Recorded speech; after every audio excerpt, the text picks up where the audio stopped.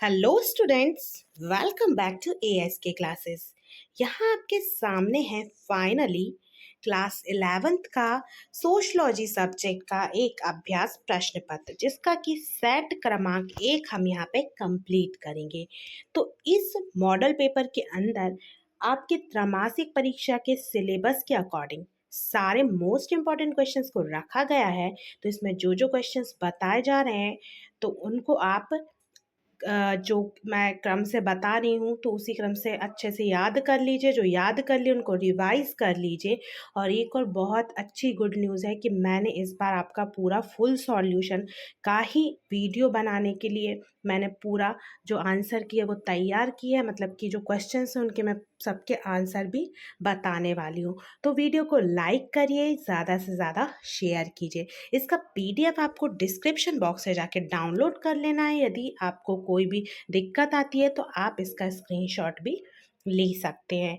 तो यहाँ पे हम वीडियो को शुरू करते हैं, और उससे पहले यहाँ पे आपको मैं एक बात बताना चाहूँगी कि आपको अपनी तैयारी और भी बुक से कर लेनी है, क्योंकि ये एक मॉडल पेपर है और इसमें इम्पॉर्टेंट क्वेश्चंस हैं। बट जितने इम्पॉर्टेंट क्वेश्चंस हम दे रहे हैं तो 100% कोई भी पेपर इससे नहीं आने वाला। इसलिए यहाँ पे हम वीडियो को शुरू करते हैं। और मैं एक बात बताऊंगी कि OT जो है वो मैं सेकंड पार्ट में ही कवर करवाऊंगी, क्योंकि OT को याद करने में बहुत कम टाइम लगेगा, कोई दिक्कत नहीं होगी। लेकिन यहाँ क्वेश्चन आंसर्स ना एन मौके पे आपको होते नहीं हैं याद। तो इस वजह से मैंने ये डिसाइड किया कि इस बार मैं आपको क्वेश्चन आंसर्स पहले बताने वाली हूँ।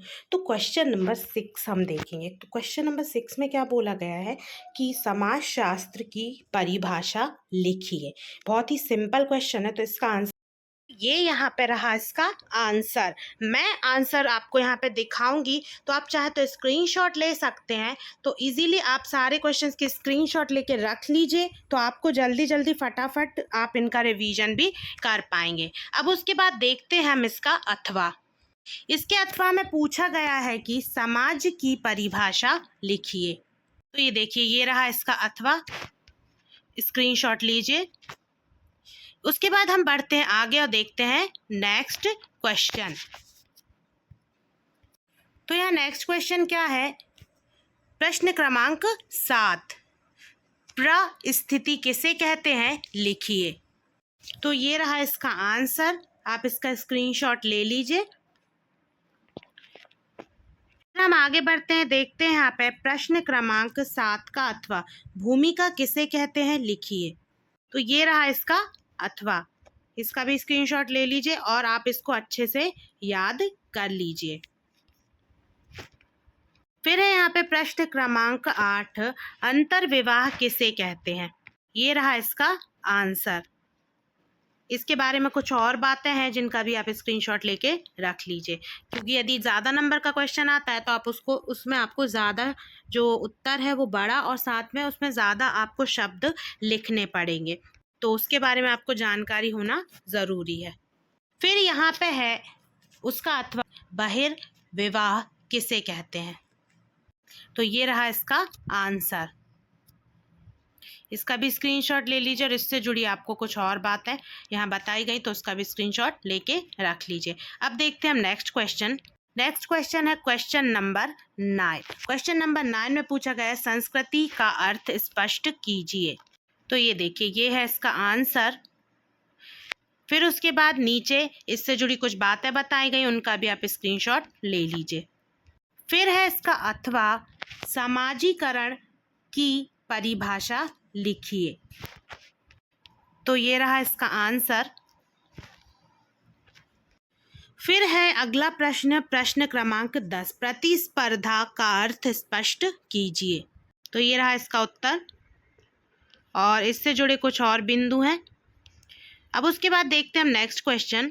नेक्स्ट क्वेश्चन है यहाँ पे क्वेश्चन नंबर 10 का अथवा, सहयोग का अर्थ स्पष्ट कीजिए। तो ये रहा इसका आंसर। उसके बाद इससे जुड़ी कुछ बातें हैं जिनका आप स्क्रीनशॉट लेके यहाँ पे पढ़ सकते हैं।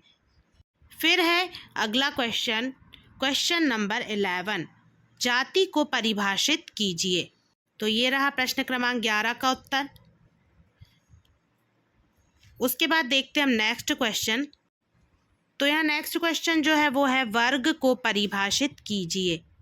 ये देखिए, और जो मैंने यहाँ पे जो पीडीएफ है उसमें ना आपको क्वेश्चन नंबर ऑटोमेटिकली दिया हुआ, तो आप स्क्रीनशॉट खींचेंगे और साथ में जो पेपर का स्क्रीनशॉट आपके पास रहेगा तो आप मिला लेंगे कि 11th का अथवा है या फिर 11th है। ठीक है, तो ये रहा इसका आंसर। उसके बाद इससे जुड़ी जो कुछ बातें हैं उनका स्क्रीनशॉट ले लीजिए। फिर है यहाँ पे प्रश्न क्रमांक 12। प्रश्न क्रमांक 12 क्या कहता है? सामाजिक नियंत्रण के अनौपचारिक साधन लिखिए। तो ये देखिए प्रश्न क्रमांक 12 का उत्तर। उसके बारे में और भी यहाँ पे जानकारी दी हुई है, तो दोनों का आप स्क्रीनशॉट ले लीजिए। फिर है इसका अथवा परिस्थिति के प्रकार लिखिए। तो ये वाला जो क्वेश्चन है वो मैंने आपको बहुत ही इजी है, और ये वाला क्वेश्चन आपको खुद से ही करना है। तो ये वाला क्वेश्चन मैं आपको होमवर्क में दे रही हूँ। ओके, उसके बाद फिर हम आगे देखेंगे प्रश्न क्रमांक 13। तो प्रश्न क्रमांक 13 क्या कहता है कि किन्हीं 4 भारतीय समाजशास्त्रियों के नाम लिखिए। तो ये देखिए यहाँ पे आपको 4 समाजशास्त्रियों के नाम दिए हुए हैं, इनको अच्छे से याद कर लीजिए। ये देखिए, अब उसके बाद हम आगे बढ़ेंगे। भारतीय समाजशास्त्री हैं। फिर उसके बाद यहाँ पे इसका अथवा है प्रश्न क्रमांक 13 का किन्हीं 4 पाश्चात्य समाजशास्त्रियों के नाम लिखिए। तो ये देखिए, ये रहे आपके पश्चिम के कुछ जो समाजशास्त्री हैं वो। उसके अलावा ये 4 हैं, इनके स्क्रीनशॉट लीजिए। उसके बाद भारत के और भी कुछ हैं जो इम्पोर्टेंट हैं, इनके भी आप स्क्रीनशॉट ले लीजिए। ये जो है वो भारत के हैं। ठीक है, फिर है यहाँ पे प्रश्न क्रमांक 14, संस्कृतिकरण को परिभाषित कीजिए। तो ये देखिए, ये रहा प्रश्न क्रमांक 14 का उत्तर। उसके बाद है यहाँ पे प्रश्न क्रमांक 14 का अथवा सामाजिकरण के प्रकार लिखिए। तो ये देखिए, यहाँ पे ये रहा इसका उत्तर। 2 प्रकार यहाँ नीचे दिए हुए हैं। फिर है यहाँ पे प्रश्न क्रमांक 15, समाजशास्त्र और इतिहास में संबंध लिखिए। ये देखिए, तो ये रहा इसका उत्तर।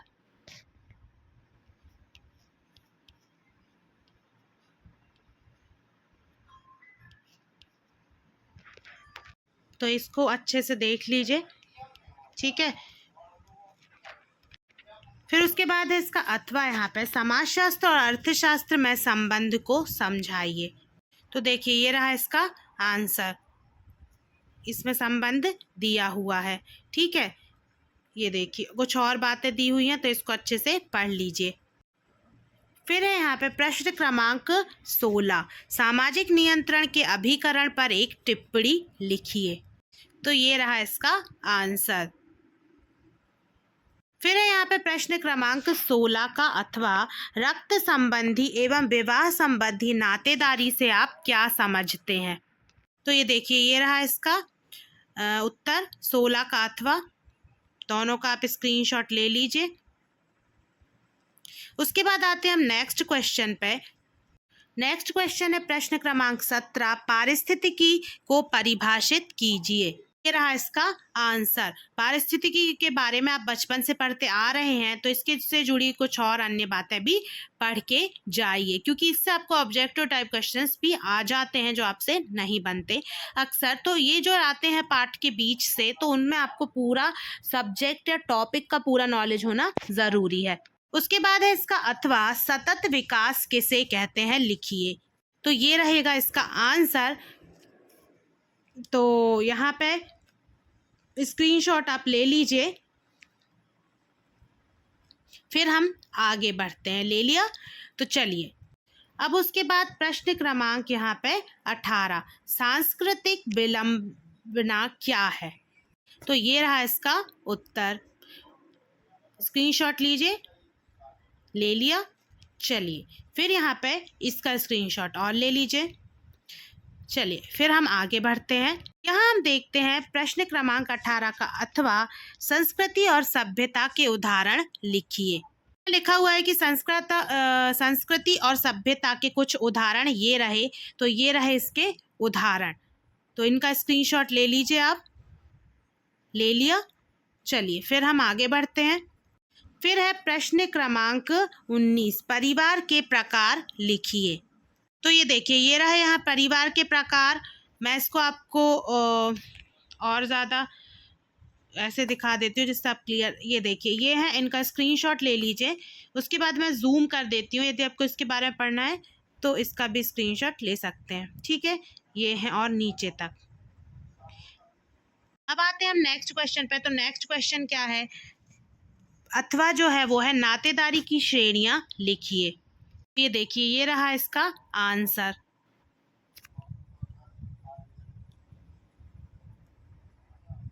अब है यहाँ पे प्रश्न क्रमांक 20, यांत्रिक एकता व सावयवी एकता पर टिप्पणी लिखिए।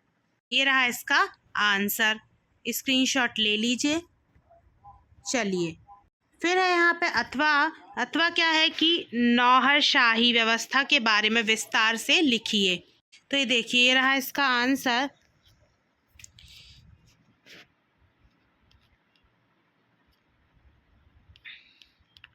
ठीक है, अब उसके बाद इसको स्क्रीनशॉट लीजिए, ये है इसका आंसर। उसके बाद हम आगे बढ़ेंगे। प्रश्न क्रमांक 21। प्रश्न क्रमांक 21 क्या कह रहा है कि जी.एस. घुर्ये द्वारा वर्णित जाति व्यवस्था की विशेषताओं को विस्तार से लिखिए। ये रहा प्रश्न क्रमांक 21 का उत्तर। ये रही जाति व्यवस्था की विशेषताएं। ठीक है, अब उसके बाद हम आगे बढ़ते हैं। यहाँ देखते हैं प्रश्न क्रमांक 21 का अथवा, कल्याणकारी राज्य की अवधारणा एक भ्रम है। A.R. देसाई के इस कथन की व्याख्या लिखिए। फिर उसके बाद यहाँ पे इसका आंसर देखिए आप। कल्याणकारी जो राज्य की 3 विशेषता हैं वो यहाँ बताई गई हैं, तो इनका यहाँ पे आप स्क्रीनशॉट ले लीजिए।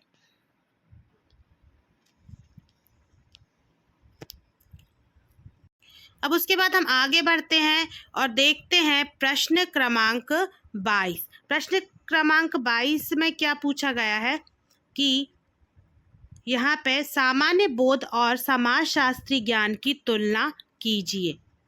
तो ये रहा इसका आंसर, स्क्रीनशॉट आप ले लीजिए। चलिए, ले लिया होगा। अब हम आगे बढ़ते हैं, देखते हैं नेक्स्ट क्वेश्चन।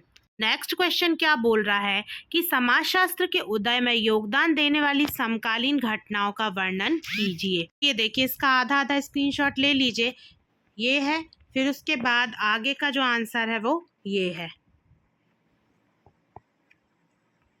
ठीक है, अब है यहाँ अंतिम प्रश्न, प्रश्न क्रमांक 23। पर्यावरण की प्रमुख समस्याओं पर एक निबंध लिखिए। तो ये देखिए, ये रहा इसका आंसर, स्क्रीनशॉट लेते चलिए। फर्स्ट, फिर यहाँ सेकंड, फिर ये थर्ड, फिर फोर्थ, फिर है यहाँ फिफ्थ। ठीक है, अब यहाँ पे निष्कर्ष है, इसका और स्क्रीनशॉट ले लीजिए। अब यहाँ पे अंतिम प्रश्न है, संरचनात्मक परिवर्तन से आप क्या समझते हैं, लिखिए। ये रहा इसका आंसर। तो यहाँ पे ये वाला जो आपका मॉडल पेपर था वो ख़त्म होता है। यदि अभी तक आपने वीडियो को लाइक नहीं किया तो वीडियो को लाइक कीजिए और ज़्यादा से ज़्यादा शेयर कीजिए। मिलते हैं सेकंड पार्ट में ऑब्जेक्टिव टाइप क्वेश्चंस के साथ। Thanks for watching this video.